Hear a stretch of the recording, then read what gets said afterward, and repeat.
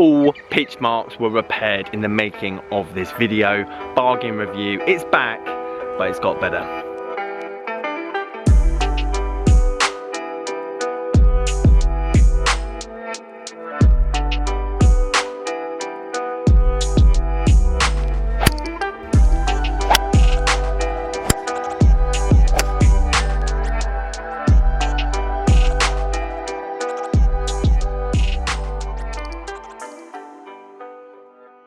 Guys, how you doing? Welcome back to a brand new video. It's Simon down here at Burford Golf Club.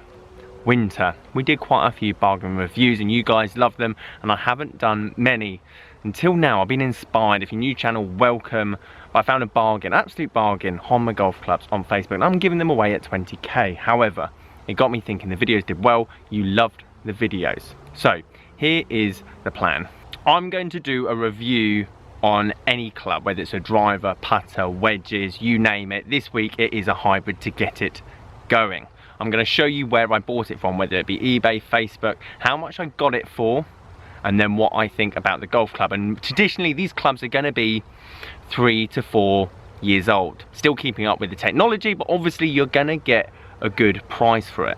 This is how it's got better. I'm going to give away the said club in the review to one of you guys, and all I need you to do is like, comment what you want to see in the next video, whether it's a driver, irons, putter, and then obviously be subscribed to the channel.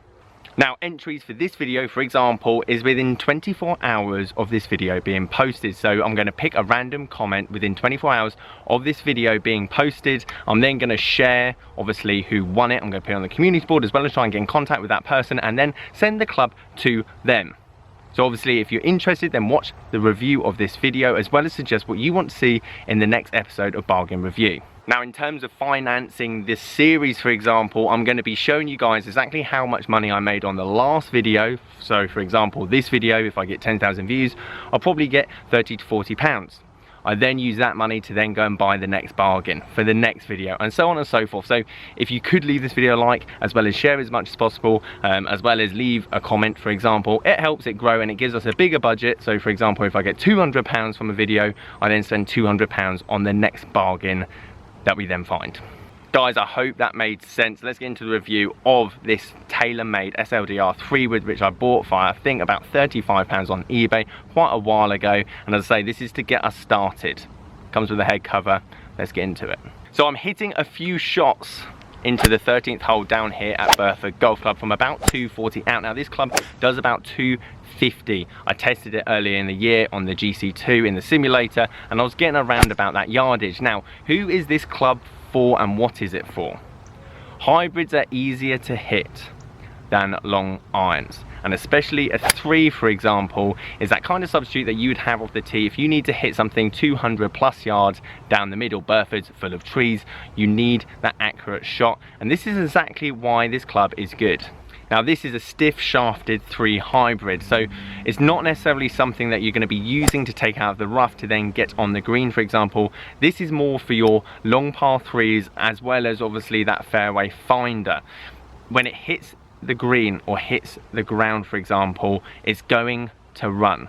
Obviously you can see in the video I'm hitting the green and it's stopping relatively quickly, but that's more because of how far I'm hitting. I'm about 240 to 250 yards from the green. I do progressively move back because this thing just went too far, and it was going out the back of the green from about 230 onwards. So when it was coming down in terms of launch wise, it was stopping the green, but you have to have that high swing speed to do so. So what I do suggest is that this club here is going to be something off the tee or on long par 3s. Now I did hit quite a few shots out the heel and the toe, mainly because I can hit the ball hard, but I can't necessarily find the middle as easily as some other people. That being said, the club still did its job, and actually the ones that came out high toe were the ones that actually curved back in onto the green, and probably some of the shots that you saw hitting the green and stopping are the ones that I didn't necessarily hit out the middle. Now if I was to compare this to something out on the market at the moment, Ping G400 springs to mind, mainly because when you stand over a Ping G400 head, or potentially a G410, even though that's got adjustable weighting, it looks like I can get it airborne. Quite a lot of hybrids nowadays, when you stand over them or look over them, they don't look that inviting to hit. They feel like you almost have to help them up in the air, whereas this, even though it's a 3, so obviously 19 degrees, it does feel or give you a bit of confidence when you're standing over it, especially if it was a tighter lie.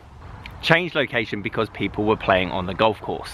So to be honest, when I look at this club, it's a bit of a mixed match, mainly because even though it's stiff flex and a 3-degree, the actual head design for me is more towards that forgiving, slower swing speed, higher to mid handicap player. And to be honest, that's probably why I got it at a good deal, mainly because people potentially weren't looking for that particular set makeup with that stiff shaft and lower lofted head.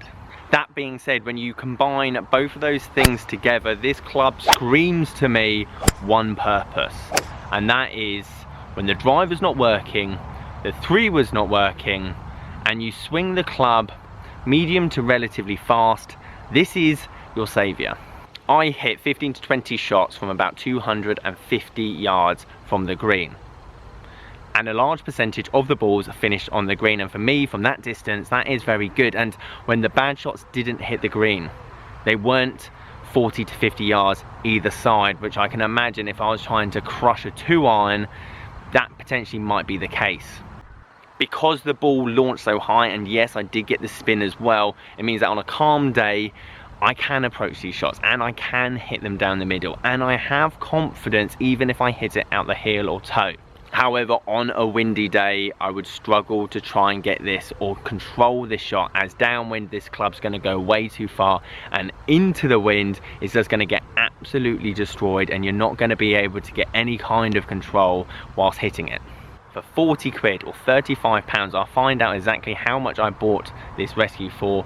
You can't really go wrong, as at the end of the day, you could sell it on for 20, no problem, and all you've lost is 15 quid to try a new club in the bag, and it might be the answer that you're looking for to obviously get a bit more accurate off the tee box, or if you have got those longer par 3s at your golf course that you need that extra something, it's worth having. So guys, let me know what you think of the new series of bargain review. As I said, like this video, share it as much as you can, comment just to obviously help and give us a bigger budget for the next video, and I'm very excited to do some research and find exactly what I can find for you guys. Even if you don't get the chance to win the golf club from this review, hopefully I get to show you guys a bit more about how to choose a golf club, how to find a bargain, where to find the bargain, and if all else fails, you've learned a bit more about the game and not necessarily the technology side that marketing companies like to put out there.